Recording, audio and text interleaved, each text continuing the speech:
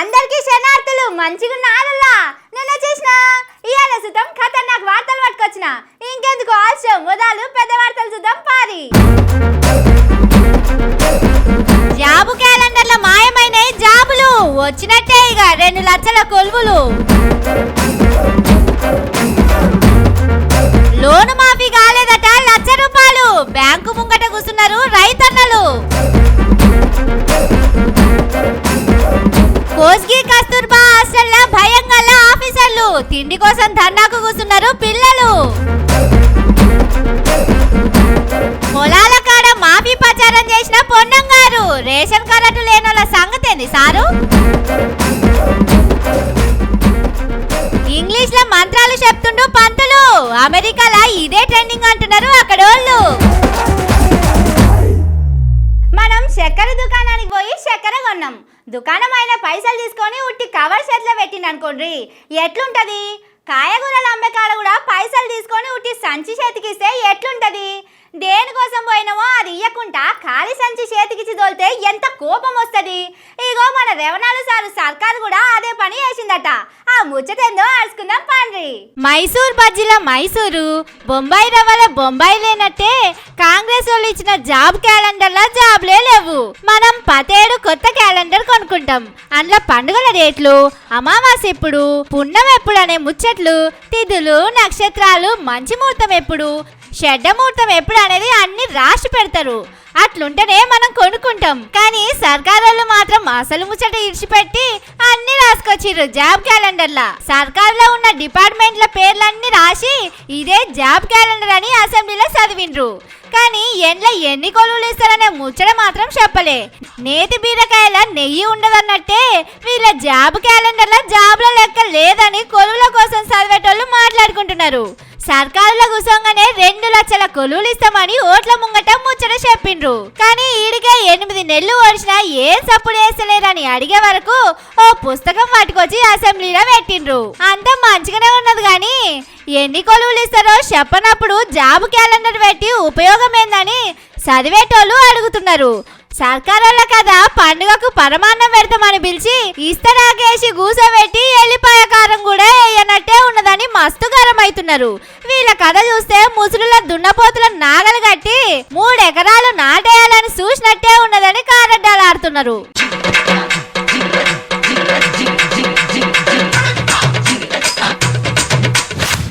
మేము 2 లక్షల లోన్ మాఫీ చేసినాం.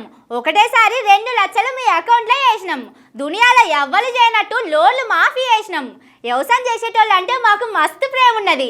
మేము భూమి మీద నిలబడకున్నా మాట మీద నిలబడతాం. ఆడిన మాట తప్పమని సర్కారు వాళ్ళు ఎన్ని మాటలు చెప్పుకుంటున్నారు. కానీ అసలు కథ ఎట్లున్నదో చూడుండ్రి. అగో వీళ్ళందరేంది ఇట్లా కూర్చున్నారు? ఏదన్నా ప్రైవేటు కంపెనీల పైసలు కట్టి మోసపోయినరా ఏందని చూస్తున్నారు కదా. కానీ కాదుల్లో, వీళ్ళు సర్కారును నమ్మి మోసపోయిందట.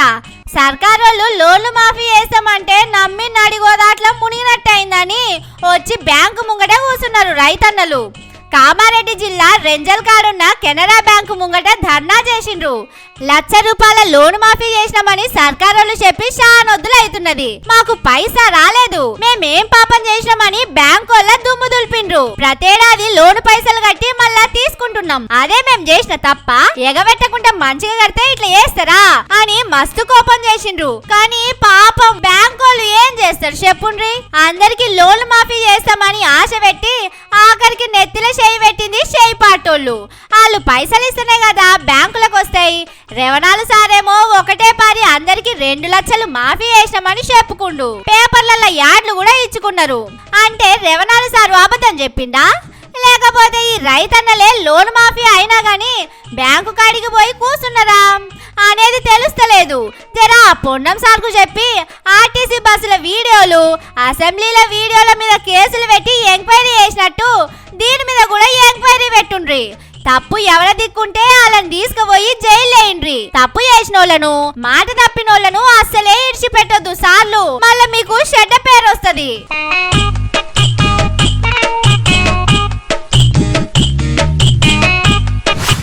క్లాస్ రూమ్ లా సారు లేడనుకోండి, బడి పిల్లలు కాలేజీ పిల్లలు ఏం చేస్తారు, లొల్లి లొల్లి చేస్తారు.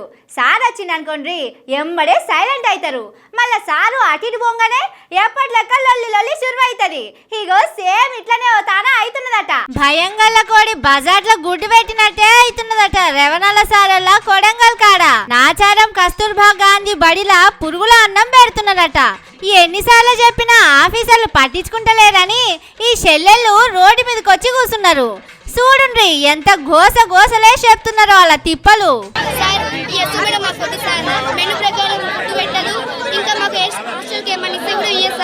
కంప్యూటర్ వచ్చింది సార్, కంప్యూటర్ ఇంకా నాకు రాలేదు సార్. ఇంటికైనా సరిగా అన్నం తినమని హాస్టల్కి వేస్తే హాస్టల్ కూడా సరిగా పెట్టారు చూడండి సార్. అసలు ఏం చదువుకో చెప్పండి సార్. పాపం చెల్లెళ్ళు ఇంట్లోలకు పైసలు లేక సర్కార్ హాస్టల్ వేస్తే ఈడ ఎన్ని తిప్పలు పడుతున్నారో చూడుండ్రి. తిండి కూడా చక్కగా పెడతలేదట వాళ్ళ మేడం. అరటి పండును కూడా 2 ముక్కలు వేసి ఇద్దరికి ఇస్తున్నదట. ఇంత అన్యాయం ఉంటుందా అనుల్లా? కానీ ముఖ్యమంత్రి సారోళ్ళ ఊర్లోనే ఎందుకు ఇట్లా అవుతున్నదో తెలుస్తలేదు పోండ్రి. సీఎం సారోళ్ళ ఊరనే ముచ్చట మర్చినట్టున్నారు ఆఫీసర్లు. ముఖ్యమంత్రుల ఊరంటే ఎవ్వరైనా జరంత పెయ్యిల భయం పెట్టుకొని పని చేస్తారు. కానీ రెవనాలు సారోళ్ళ ఊర్లో మాత్రం ఎందుకో ఇట్లా చేస్తున్నారు. మరి సార్ అంటే లెక్కలేదో లేకపోతే సర్కారు నౌకరీ చేసేటోళ్లను ఎవ్వరు ఏమంటలేరనే ధైర్యమో గాని ఈ చిన్న చెల్లెళ్లను రామగోస పెడుతున్నారట. మరి సొంతూర్లో ఇట్లా అవుతున్నా గాని రెవనాలు సార్కే ఇంకా తెలియలేదంటే మిగిలిన జిల్లాలలో అవుతున్న ముచ్చట్లు ఎట్లా తెలుస్తాయని కొడంగల్లోళ్ళు మాట్లాడుకుంటున్నారు. సారు ఓట్ల ముంగట చెప్పిన మార్పు అంతటా ఏమో గాని కొడంగల్ల మస్తుగా వచ్చిందని చెప్తున్నారు.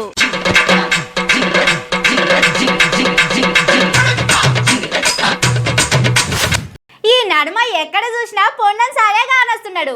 అసెంబ్లీలో సారు హవానే నడుస్తున్నది. సోషల్ మీడియాలో ఏడ చూసినా సారే కనిపిస్తున్నాడు. ఆ తీర్ల పాపులర్ అవుతుండు సారు. అసెంబ్లీలోనే సారు ఇట్లుంటే ఇక ఊర్లలోకి పోతే సార్తో ఎట్లుంటదో చూడుండ్రి. అగ చూసిండ్రా సారును? ఊర్లు పొలాలు చూస్తే సారుకు మనసాగది. ఇవాళ హుస్నాబాద్ కు పోతాంటే తొవ్వలో కొందరు నాట్లేస్తున్నారు. అక్కడికి పోయి వాళ్ళతోని ముచ్చట పెట్టిండు. మంచి చెడ్డ మాట్లాడినాక ఏం చెప్తున్నాడో చూడుండ్రి. 2 లక్షల లోపల ఎందుకంటే గల్లా ఖాళీ చేసిపోయింది కేసీఆర్ పడతారు. మన పైసలు జమ కాగానే మళ్ళీ 2 లక్షల లోపల రూపాయి నుంచి 2 లక్షల లోపల ఉన్న వాళ్ళందరికీ ఒకటేసారి వస్తుంది. బాప్రే, నిన్నటిదాకా అసెంబ్లీలో అదే చెప్పుకున్నారు. ఇప్పుడు ఆలతానికి పోయి గదే ముచ్చటనా సారు? ఏందో ఏమో పోండ్రి. ఒకటే ముచ్చట 10 మాటలు చెప్పుకుంటున్నారు. అగో ఈ అవ్వ ఏమో అడుగుతున్నది.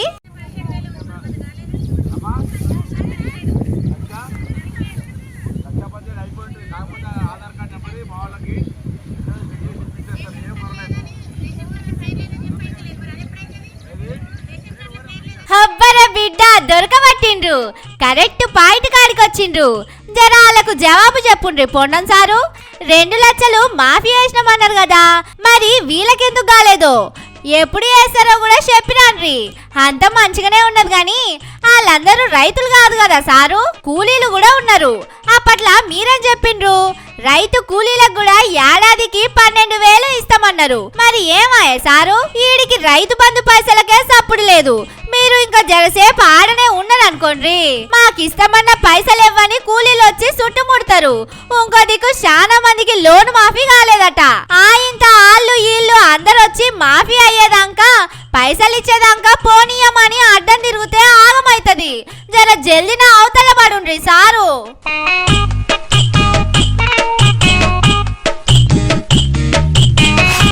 హలో పంతులు గారు, I am Shruti speaking. That side పంతులు గారే స్పీకింగా? గుడ్ ఈవినింగ్ పంతులు గారు. మా హోమ్లో రేపు puja is there. You must come. You read మంత్రాలు, వి లిజన్ మంత్రాలు. మస్ట్ పంతులు గారు, డోంట్ మర్చిపోవద్దు. అగో ఇదేంది ఈ పిల్ల ఇంగ్లీష్లో తిప్పల పడుతున్నదని పరేషాన్ కాకుండ్రి. ఇప్పుడు అంతా ఇంగ్లీష్ ట్రెండ్ నడుస్తున్నది. అయ్యో మీకు ఇంకా తెలియదా? Every day he's begging the food because he have lot of knowledge and education, but somehow he can't make the money. Daridrya is there. And one day Mahavishnu came as a Vruddha Brahmana. చూసిండ్రా, మాటలే కాదు మంత్రాలు కూడా English లోనే నడుస్తున్నాయి. ఇది మన కాడ కాదు, అమెరికాలో ఒకళ్ళ ఇంట్లో సత్యనారాయణ స్వామి వ్రతం చేసుకున్నారు. అక్కడ అందరూ ఇంగ్లీషే మాట్లాడతారాయే. మరి అందరూ ఇంగ్లీష్ వచ్చిన వాళ్ళను పిలిచి సంస్కృతంలా తెలుగులా మంత్రాలు చెప్తే ఎట్లా అనుకున్నాడో ఏందో ఈ పంతులు గారు మొత్తం ఇంగ్లీష్ లోనే మంత్రాలు చదువుతుండు. మంత్రాల అర్థం కూడా ఇంగ్లీష్ లోనే అందరికి సమజేయటట్టు చెప్తున్నాడు. Because of Satyanarayana Swami's blessing, he got plenty of food, more money, and other things like previous days. And finally, he came home, performed the puja with simple way, whatever he has. Because of Satyanarayana Swami's blessing, he lived very happily. Day by day, his life is improved. And what నిజంగా పంతులు గారిని మెచ్చుకోవాల్సిందే. వచ్చినమా పూజ చేసి పోయినమా అని కాకుండా English లో మంత్రాలు చదివి అందరికీ అర్థం చేపిస్తున్నాడు.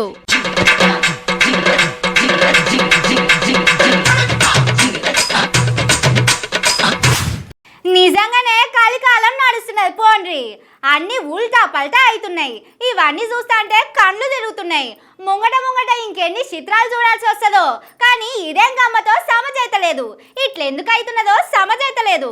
రోజులే కాదుల్లా అన్ని మారుతున్నాయి. నిన్న మొన్నటి దాకా మనం చూసిన వార్తలు కూడా ఇప్పుడు మొత్తం మారిపోతున్నాయి. ఇంటాయన తోలుకపోతలేడని పోలీస్ స్టేషన్ కు పోవుడు, కేసులు పెట్టుడు, ధర్నాలు చేసుడు చాలా చూసినాం. కానీ ఇది కంప్లీట్ రివర్స్ వార్త. భార్య కాపురానికి వస్తలేదని భర్తలు ధర్నా చేస్తున్నారు. పక్క రాష్ట్రంలో ఉన్న ఏలూరు కలెక్టర్ ఆఫీసు ముంగట ఇట్లా ఇద్దరు సడ్డుకులు టెంట్ వేసుకొని ఫ్లెక్సీలు పెట్టుకొని ధర్నాకు కూర్చున్నారు. మా భార్యలు కాపురానికి వస్తలేరు, వాళ్ళను మా ఇంటికి తోలేదాకా దీక్ష ఇడిచేది లేదని కూర్చున్నారు. కానీ గమ్మతున్నది కదా ముచ్చట. అప్పట్లో జంబలకడి పంబ సినిమాలో చూసినట్టే అవుతున్నది. కానీ ఏ మాట కామాట చెప్పుకోవాలి. ఆడిబిడ్డలంటే ఎంత చిన్న చూపు చూస్తున్నారు. వరకట్నం కోసం కొట్టుడు, తిట్టుడు ఇట్లా ఎన్ని ఘోరాలు చూసినాం. కానీ ఇప్పుడు ఇట్లా మొగోళ్ళే ధర్నాకు కూర్చునే దాకా వచ్చిందంటే మొత్తానికి ఆడిబిడ్డల పవర్ చూపించిండ్రు పో. కానీ పెళ్ళైనాక ఇట్లా వేసుడు కూడా మంచిది కాదు. జర ఆలోచన చేయండి అక్కలు. మీకు కోపం వచ్చి మీ తల్లిగారింటికి పోయిండ్రు, కానీ వాళ్ళు ఎవరింటికి పోతారు, ఎట్లా పోతారు? జర మీరే మనసు పెద్దది వేసుకోండి.